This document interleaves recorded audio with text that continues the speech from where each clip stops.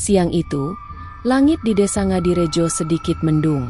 Angin berhembus pelan membawa bau tanah basah dari sawah yang baru saja dipanen. Di jalanan sempit yang memisahkan ladang dengan pemukiman warga, seorang remaja bernama Reno pulang dari sekolah berjalan kaki seperti biasa. Ia baru saja pulang setelah kegiatan pramuka. Keringat menempel di seragam coklatnya yang lusuh. Saat melintas di ujung tikungan dekat pohon asam tua, matanya menangkap sesuatu yang mencolok di tanah berkerikil. Segepok uang merah 50 ribuan, diikat dengan karet. Reno menoleh ke kanan dan kiri. Sepi, tidak ada orang. Bahkan suara jangkrik pun tak ada. Dengan ragu, ia memungut uang itu dan menggenggamnya erat. Ya Allah, banyak banget, bisiknya. Tapi segera ia menatap langit. Tapi ini uang siapa? Jatuh mungkin, atau sengaja ditaruh? Sesaat ia bimbang, tapi karena tidak ada siapapun di sekitar, dan perasaan remajanya sedang terdesak oleh kebutuhan, ia pun tergoda. Kalau buat beli beras di rumah, lumayan banget, gumamnya. Reno lalu memasukkan uang itu ke dalam tasnya. Namun belum sampai 5 langkah, dari balik pohon asam, terdengar suara lirih perempuan tua. Itu bukan rejeki, tapi tumbal. Reno menoleh kaget. Di bawah pohon, berdiri seorang nenek tua berjilbab lusuh, membawa tas anyaman dan tongkat kayu. Mak Lastri, tetua kampung yang dikenal sering memberi peringatan-peringatan aneh tapi terbukti benar. Itu uang pesugihan, jangan dibawa pulang. Kembalikan saja, sebelum ada yang datang menagih, kata Mak Lastri lirih. Reno tertawa kecil, meskipun dalam hati agak merinding. Mak, rejeki nggak boleh ditolakkan. Kalau itu rejeki dari Allah, tak akan datang dengan bau darah. Reno mencium uang itu. Tak ada bau apapun. Tapi saat Mak Lastri mendekat, ia menyentuh bahu Reno dengan tangannya yang dingin. Dulu, di desa sebelah, ada yang kaya mendadak karena uang di jalan. Tapi keluarganya habis. Yang terakhir mati, anaknya sendiri, masih balita. Dek, Reno tercekat, tapi ia tetap membawanya pulang. Mak, aku pulang dulu ya. Ibu pasti nungguin. Malamnya, rumah Reno tampak lebih dingin dari biasanya. Lampu-lampu berkedip aneh. Kucing kampung tiba-tiba mengeong keras lalu lari keluar rumah. Di dalam kamar, Reno menyimpan uang itu di bawah bantal. Ia tidak berani cerita pada ibunya. Tapi tepat tengah malam, gubrak, gubrak. Pintu belakang rumah terbuka sendiri. Bau busuk menyengat masuk, seperti bangkai dicampur keringat. Reno terbangun dengan jantung berdebar. Siapa? Teriaknya. Tidak ada jawaban. Tapi ia mendengar sesuatu menyeret di lantai kayu. Seperti telapak kaki basah, besar berlendir. Tok, tok, tok. Suara itu mendekat ke arah kamarnya. Reno menggenggam bantal. Tubuhnya gemetar. Cekikik, cekikik. Terdengar suara tawa pelan. Serak. Mengerikan. Lalu, tiba-tiba pintu kamarnya terbuka perlahan. Pintu kamar Reno terbuka perlahan. Berdecit panjang seolah disengaja. Di balik pintu, tak ada siapa-siapa. Tapi hawa dingin menyelimuti seluruh ruangan. Reno menahan napas. Jantungnya berdegup liar. Ia mendekati pintu dengan langkah ragu. Lalu mengintip keluar. Gelap. Lampu ruang tengah padam padahal baru diganti 2 hari lalu. Tiba-tiba, gubrak. Sesuatu menghantam genteng rumah. Lalu suara benda berat melompat turun di belakang dapur. Reno mundur. Tubuhnya berkeringat dingin. Ia menarik bantal dan menggenggam tasnya, di mana uang itu disimpan. Dan saat itulah, bau busuk kembali tercium. Lebih kuat dari sebelumnya. Seperti bau bangkai yang direndam air got. Pagi harinya, suasana makin aneh. Ibunya, Bu Ratmi, mendadak demam tinggi dan menggigil. Tubuhnya panas luar biasa, tapi keringatnya dingin. Bibirnya komat kamit sepanjang pagi. Saat Reno hendak membasuh kening ibunya dengan air hangat, tiba-tiba ibunya meracau. Uangnya, jangan simpan uang itu, dia marah, dia akan ambil yang paling kamu sayang. Reno terdiam. Tangannya bergetar. Bu, ibu ngomong apa sih? Ini cuma uang biasa kok. Bukan. Bu Ratmi mendadak duduk tegak dengan mata terbuka lebar. Bola matanya putih semua. Itu milik kolor ijo darah, harus dibayar dengan darah. Reno menjerit panik. Ia lari keluar, menuju rumah Mak Lastri. Mak Lastri menyambut dengan tenang. Seakan sudah tahu semua yang akan terjadi.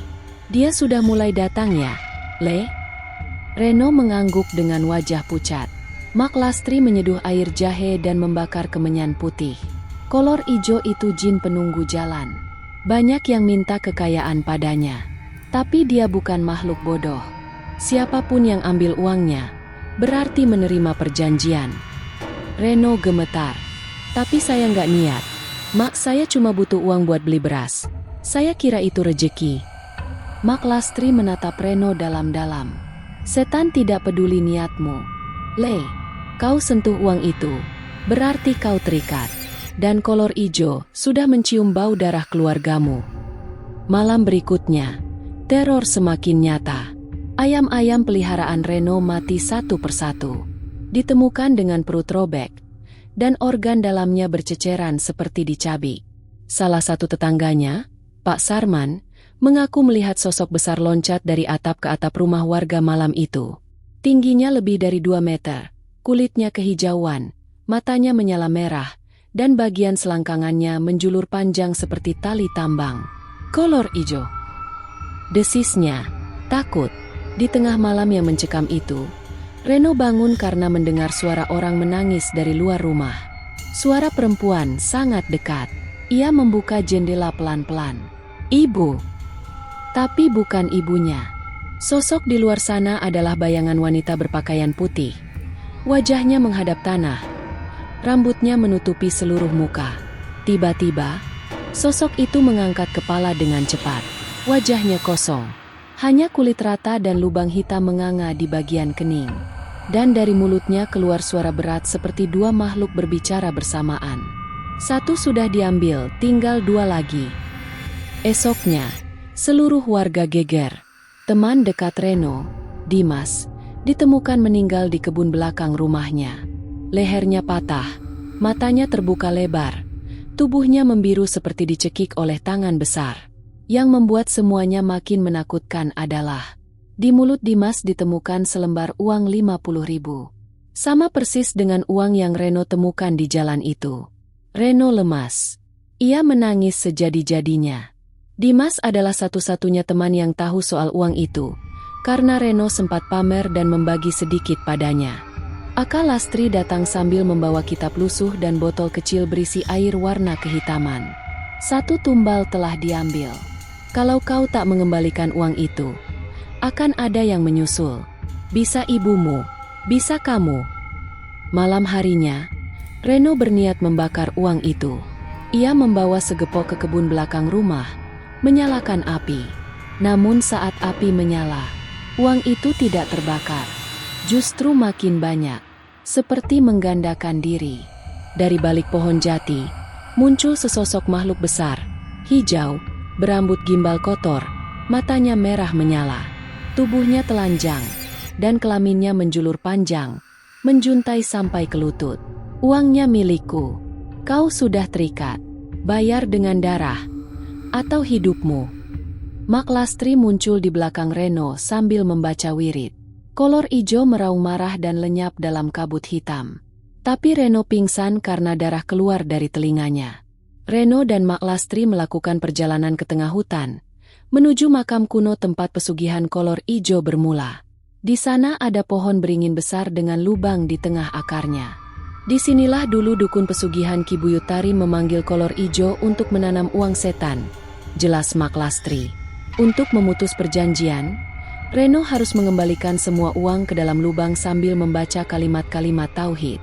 Tapi saat Reno meletakkan uang itu, tiba-tiba tubuhnya seperti ditarik oleh kekuatan gaib. Ia mendengar bisikan, "Kalau kau tinggalkan ini, kau akan miskin seumur hidup. Tapi jika kau simpan, kau bisa punya segalanya. Pilih, Reno." Reno menggigit jarinya sendiri. Darahnya menetes ke atas uang itu sambil berteriak, Aku lebih takut pada murka Allah daripada setanmu. Langit mendadak gelap. Angin kencang bertiup. Petir menyambar pohon beringin. Kolor ijo muncul. Meraung marah. Perjanjian diputus. Maka darahmu jadi tebusannya. Mak Lastri menjerit. Tubuhnya terpental. Reno terjatuh ke tanah. Tubuhnya mengejang. Tapi ia tetap melantunkan takbir dan kalimat tauhid tanpa henti. Kolor ijo menyerang. Tapi saat tangannya menyentuh Reno, tubuhnya justru meledak menjadi asap hitam dan menghilang ke tanah. Hening. Reno pingsan dengan tubuh penuh luka. Reno selamat. Tapi sejak malam itu, matanya buta. Ia tak lagi bisa melihat dunia. Namun dari mulutnya selalu keluar nasihat. Jangan ambil uang di jalan. Ujian bisa datang dalam bentuk yang menggoda. Bu Ratmi sembuh. Rumah mereka kembali tenang. Tapi Reno hidup dalam gelap. Sebagai pengingat bahwa tak semua yang terlihat indah adalah berkah dari Allah. Beberapa tahun kemudian, di jalan yang sama tempat Reno menemukan uang, seorang bocah laki-laki melihat selembar uang merah tergeletak. Ia menoleh ke kanan dan kiri. Sepi. Ia tersenyum kecil dan membungkuk untuk mengambil uang itu. Cekikik cekikik. Dari balik pohon asam, suara tawa lirih terdengar lagi. Jangan pernah mengambil sesuatu yang bukan milik kita, meskipun terlihat seperti rejeki. Ujian Allah bisa datang dalam bentuk uang, harta, atau kemewahan. Rejeki yang barokah hanya datang dari jalan yang halal dan bersih.